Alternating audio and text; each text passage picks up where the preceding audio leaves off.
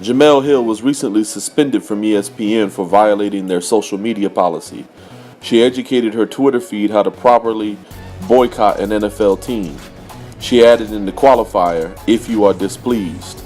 A few weeks ago, she was in hot water with her company for disparaging the President of the United States by calling him a white supremacist. Today, she is at home without pay. Today's blog is more than a blog, it's a call to action. We are at a turning point in America where dissent is being crushed. Today, it's not the government but the corporation that snuffs our expression of thought. Our privacy is already eliminated by the internet. Anything that we say or do during our off time can be an excuse for firing or disciplinary action.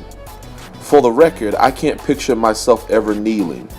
It's well intended but poor strategy in my opinion. I know it's hard for people to understand nuance nowadays, but I can never kneel and still defend people's right to give their opinion and express themselves. The anal and apathetic will point out to me that it's their company, their corporation, they can hire, fire, or suspend anyone that they want. I agree. They should be able to suspend Jemele. We also have a right as consumers to stop watching when they do.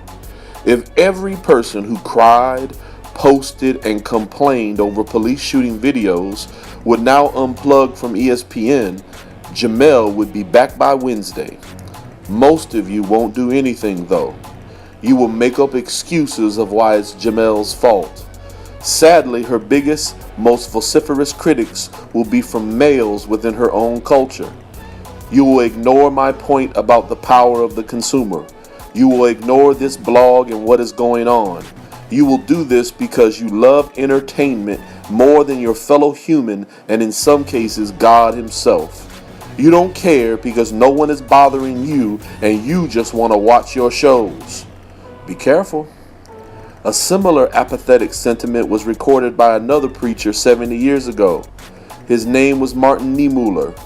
He said, "First they came for the socialist, and I did not speak out, because I was not a socialist. Then they came for the trade unionist, and I did not speak out, because I was not a trade unionist. Then they came for the Jews, and I did not speak out, because I was not a Jew. Then they came for me, and there was no one left to speak for me." In his day, they were the Nazis. In our day, they call us into the HR office to remind us of our status in this world. They politely, in politically correct terms, remind us to shut up or else.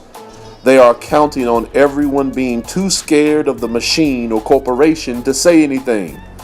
I am not a courageous man.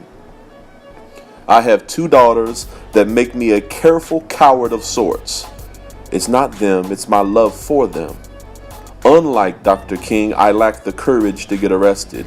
Unlike John Brown and Nat Turner, I can't justify in my mind violence. I can turn off the TV though. I can avoid companies that run ads on ESPN during SportsCenter. I can send an email to ESPN and their sponsors. I can do something. Yes, one day they may come for me, but so will Jesus.